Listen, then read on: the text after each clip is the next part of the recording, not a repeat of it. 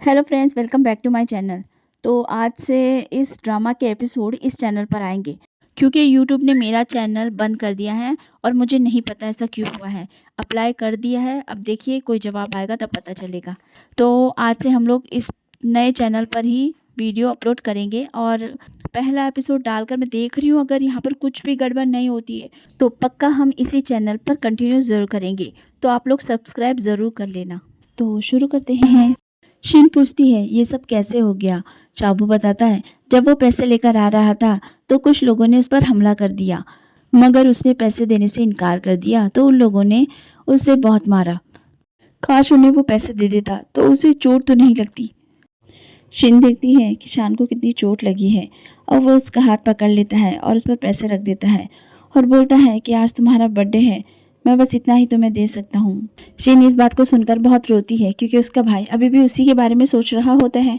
ये वक्त गुजर जाता है और शिन वहीं पर बैठी होती है, उसका भाई सो रहा था। युन वहाँ आती है और बोलती है कि मैं ध्यान रख लूँगी, तुम जाकर आराम कर लो। अब वो बाहर आ जाती है तो टैन्यू वहाँ पर मिल जाता है, उसके भाई के बारे में पूछता है। वो बोलती है कि वो ठीक है। टैन्यू उसे बर्थडे विश करता है और कहता है तुम्हारी कोई ख्वाहिश है।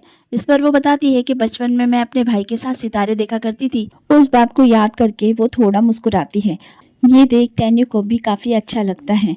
आगे शिन जो होती है क्लब जाती है और शिनयान से मिलती है और अपनी नौकरी भी छोड़ देती है और कहती है कि जल्दी ही कॉलेज स्टार्ट होने वाला है, इसलिए मुझे अपनी पढ़ाई पर फोकस करना होगा। शिन वहाँ से जाने लगती है तो वो उसे रोकती है और उसकी तनख्वाह उसको दे देती है और कहती है अपने भाई का ख्याल रखना।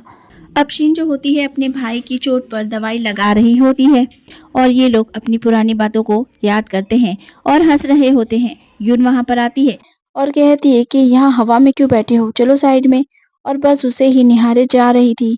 शिन ये सब कुछ नोटिस कर रही थी कि यून आजकल कुछ ज्यादा ही भाई के साथ चिपकने लगी है और यही बात शाबू भी नोटिस करता है और शान को पूछ ही लेता है, पर शान कहता है कि इसमें कोई फर्क नहीं पड़ता।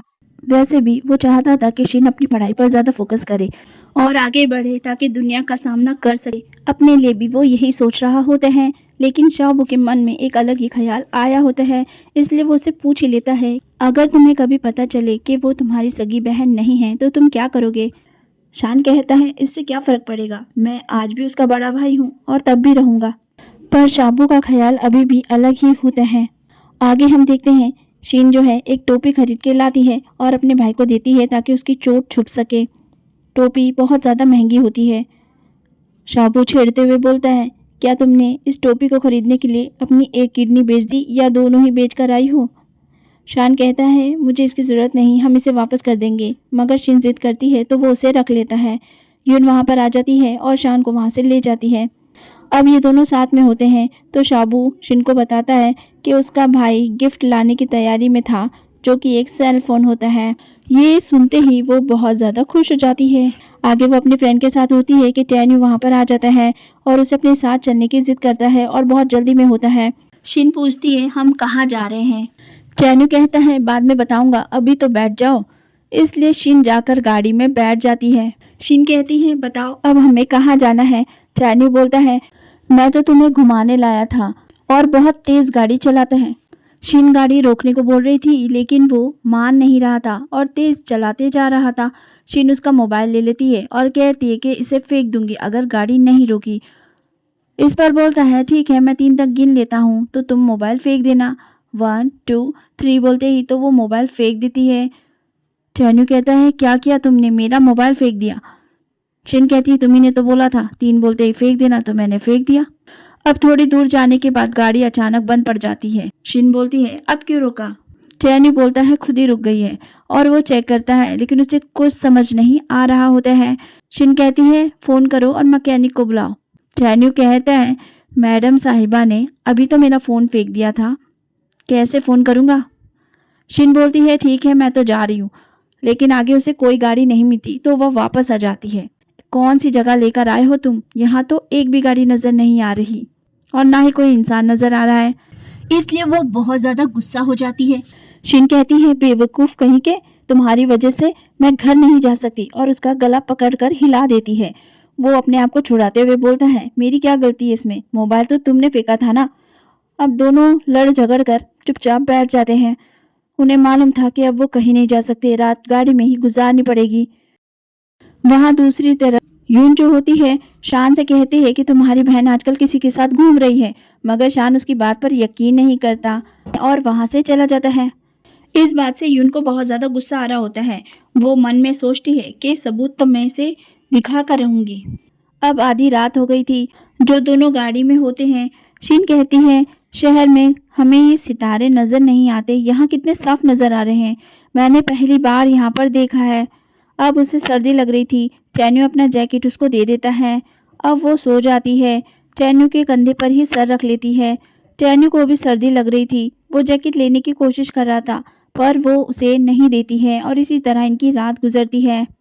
वहीं दूसरी तरफ यून जो होती है अपनी बहन के क्लब में जाकर शीन और टैन्यू की फ़ोटो ले आती है कि देखो मैं झूठ नहीं बोल रही थी, तुम्हारी बहन सच में इस आदमी के साथ घूमती है। शान उस तस्वीर को देखता है और फौरन उसके हॉस्टल चला जाता है। शीन को बुलाता है लेकिन उसकी फ्रेंड वहां पर आती है। शान पूछता है कि शीन कहाँ पर है, मगर उसकी दोस्त कुछ जवाब नहीं दे पाती। बस इतना कहती है कि वो ज़्यादातर वक्त लाइब्रेरी में ही बिताती है, आगे मुझे नहीं पता अभी तक क्यों नहीं आई। शान कुछ नहीं बोलता और वहाँ से चला जाता है। अगले दिन सुबह शीन टैन्यू के साथ वहाँ पर पहुँचती है और दोनों में फिर से बहस होने लगती है। अब वो गाड़ी से उतर जाती है और कहती है अंकल तुम्हारी वजह से मेरा बहुत टाइम ख़राब हो गया। वही टैन्यू कहता है याद रखना तुम्हें मेरे मोबाइल की कीमत चुकानी पड़ेगी। ये बात सुन शीन को बहुत ज़्यादा गुस्सा आता है। वो उसे अंकल बोलते हुए चिढ़ाने लगती है। टैन्यू जाने लगता है तो वो उसे बाय अंकल बोलकर आगे बढ़ जाती है। सामने उसका भाई खड़ा था, उसे देखकर वो चौंक जाती है। शान कहता है अगर आंखों से नहीं देखता तो कभी यकीन नहीं करता, तुमने मुझसे झूठ बोला है। वो समझाने की कोशिश कर रही थी पर वो नहीं मानता और गुस्सा होकर वहां से चला जाता है। अब हम यून को देखते हैं जो अपनी बहन को सब कुछ बता देती है। शिन यान बोलती है तुम्हें टैन्यू को बीच में नहीं लाना चाहिए। यून अपनी बहन से बहस करने लगती है कि आपको मेरा साथ देना चाहिए ना कि टैन्यू भाई का, इसीलिए गुस्सा होकर वहां से चली जाती है। अब यून जो होती है अनजान लोगों के साथ शराब पी रही थी। शिनयान को ये बिल्कुल अच्छा नहीं लगता और दोनों बहनों में झगड़ा हो जाता है। उसी वक्त शाबू और शीन वहां पहुंचते हैं तो यून भी उनके साथ शान को ढूंढने के लिए निकल जाती है। अब ये लोग एक जगह पहुंचते हैं जहां शान बैठा हुआ होता है। शाबू बोलता है तुम्हारा दिमाग खराब है, चलो घर चलो, मगर वो मना कर देता है कि अभी नहीं जाना। शीन उसके पास आती है और अपनी बात समझाना चाहती है। टैन्यू और मेरे बीच में कुछ नहीं चल रहा है, पर शान उससे गुस्सा था इसलिए उसकी बात पर यकीन नहीं करता और कहता है कि अब तुम मुझसे झूठ भी बोलने लगी हो। यून शान से कहती है तुम्हारी बहन बड़ी हो गई है, उससे इस तरह बात मत करो। अब वो शीन से कहती है मैं तुम्हारे भाई को उदास नहीं देख सकती, मैं और नहीं छुपाऊंगी, बार में तुम और टैन्यू साथ में थे तो तुम खुद ही बता दो। ये सुनते ही शीन को गुस्सा आ जाता है, वो उसे झटक देती है। अब शान शीन पे चिल्लाता है कि उसे धक्का क्यों मारा, उसने सच बोला इसलिए। शीन को ये सुन बड़ा गुस्सा आता है। शान और घर पर चला गया था। इस पर भरोसा करते हुए मुझ पर नहीं करते, तो शान को बहुत चिढ़ाता है कि आज उसने बिल्कुल अच्छा नहीं किया। शीन के पीछे यूं बुरा किया और अब अपने असली रंग उसे दिखा देती है। बहुत रूड था और बोलती है कि शान मेरा है हर बात और उसके दिल में सिर्फ मैं रहूंगी, तुम नहीं। उस यून की बातों में तुमसे गुस्सा इसी वजह से है क्योंकि मैंने ही उसे सब कुछ बताया था। शीन समझ गई थी कि यून बुरा समझती है और इसीलिए उसे झटकर आगे बढ़ जाती है। देगी शान ये सब कुछ देख रहा है। शान कहता है मुझे उसकी फिक्र है, जैसे वो बहुत कहता है अगर फिक्र है तो जाकर उससे बात करो और अब की बार प्यार से बोलना।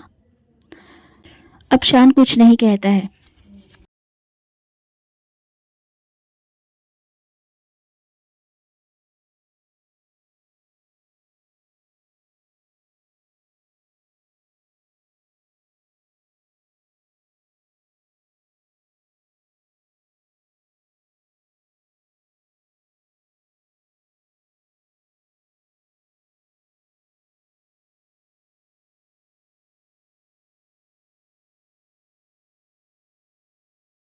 वहाँ रो रो कर शीन का बुरा हाल हो रहा था।